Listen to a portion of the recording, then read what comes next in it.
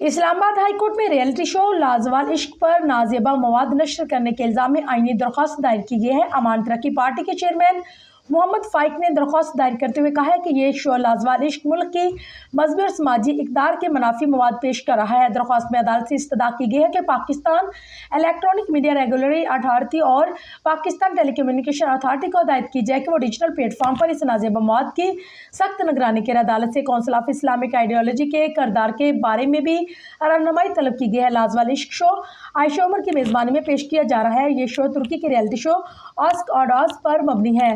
Programme میں مرد اور خواتین ایک ولا میں رہتے ہیں، تعلقات بناتے ہیں، چیلنج میں حصہ لیتے ہیں اور کیمرے میں ان کے تعلقات ریکارڈ کیے جاتے ہیں، جس میں ایک جرا فاتح کے طور پر سامنے آئے گا۔ پچھلے شو کے ٹیزر کی ریلیز کے بعد آن لائن شدید رد عمل آیا۔ بعض صارفین نے اسے پاکستانی تفریح صنعت کے لیے جرأتمندانہ کردار ادا کہا، جبکہ دیگر نے مکمل بائیکاٹ اور پروڈیوسر کے خلاف کارروائی کا مطالبہ کیا۔ پیمرا نے تصدیق کی کہ انہیں شو کے حوالے سے متعدد شکایات موصول ہوئی، تاہم لازوال عشق کو پاکستان ٹیلی ویژن نشریات کے لیے لائسنس نہیں دیا گیا۔ اس کی ریگولیٹری طاقتیں صرف لائسنس یافتہ چینل تک محدود ہیں، جبکہ یہ پروگرام یوٹیوب اور دیگر ڈیجیٹل پلیٹ فارم پر نشر کیا جائے گا۔